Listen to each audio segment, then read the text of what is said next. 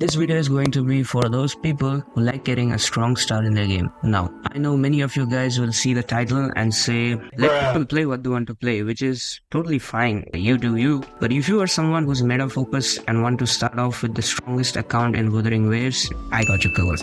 Now, big disclaimer. Before we begin, I'd like to make one thing very clear. Since the game isn't out yet, all information in this video is going to be based on the latest CBT testing, leaks, and a lot of speculation. So a grain of salt isn't going to be enough for this. Take this with a pound of salt. We have leaks going around that at the start of the game, you'll have a 5-star selector banner, where you can select which 5-star you want on PT.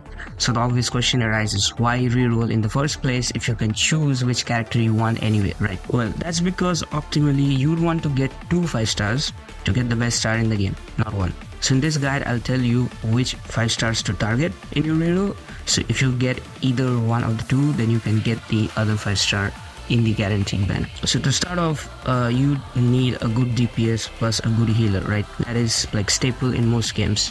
From what I've understood after playing the CBT and looking through different character kits, this game optimally wants you to have 2 DPS characters in a team and the healer.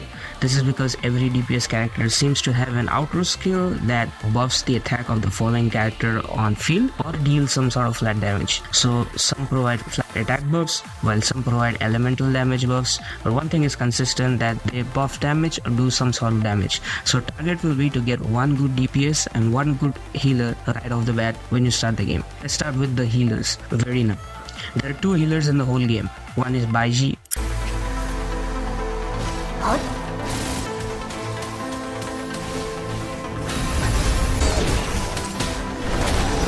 4-star healer which you get for free, and one is Verina, the only 5-star healer and a damn broken one at that. Verina is arguably the most important character in the game right now because not only can she increase your survivability by a lot, which is kind of important when you're fighting bosses that combo half of your health in one attack, right? But she also buffs your team's attack. From casting her resonance skill, resonance liberation, and her outro, you provide a party-wide 20% attack buff. So she's also helping you buff your damage along with healing your team. The best part of Verina's kit is that you don't need her on field to heal your team. While her on field charge attacks and resonance liberation both huge chunk of HP for the entire party, Verina applies a mark on enemies when she uses her resonance liberation. This makes it so that whenever any of your characters hits an enemy with this mark, Verina does a follow-up attack and restores the HP of the characters dealing damage. This means that your DPS rotations can be longer without having to swap to your healer again and again. This also means that you can use characters like Danjin more effectively, who keep draining their HP to do a lot of damage. Having Verina on your team will make it ready to face tank and challenge many tough bosses, which would be nearly impossible to do without a healer. Baiji is good,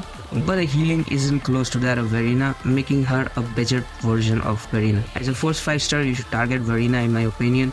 Great utility overall, and although she may get power crept by future healers, but going with supports is usually a safe bet because supports don't get power crept too hard and are still usable for quite some time compared to DPS characters that get easily power crept. Also, if I messed up with any of the names right there, I'm completely sorry because I don't know how any of these names are pronounced. Sorry for butchering the names.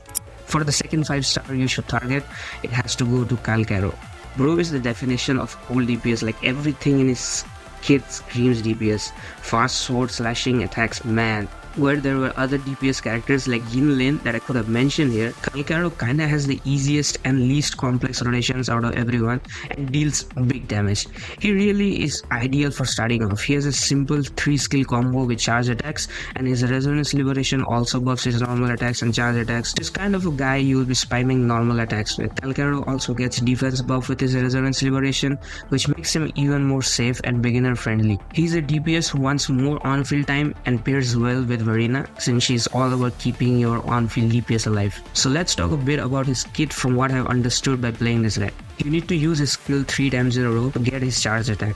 His charge attack, when used, buffs the damage of his resonance liberation state. Now in his resonance liberation state, he gets flat defense boost and his basic attacks become stronger. His charge attack now needs 5 basic attacks to activate, and it does even more damage. For outro, he just deals some flat damage. So pretty simple kit, easy to pull off.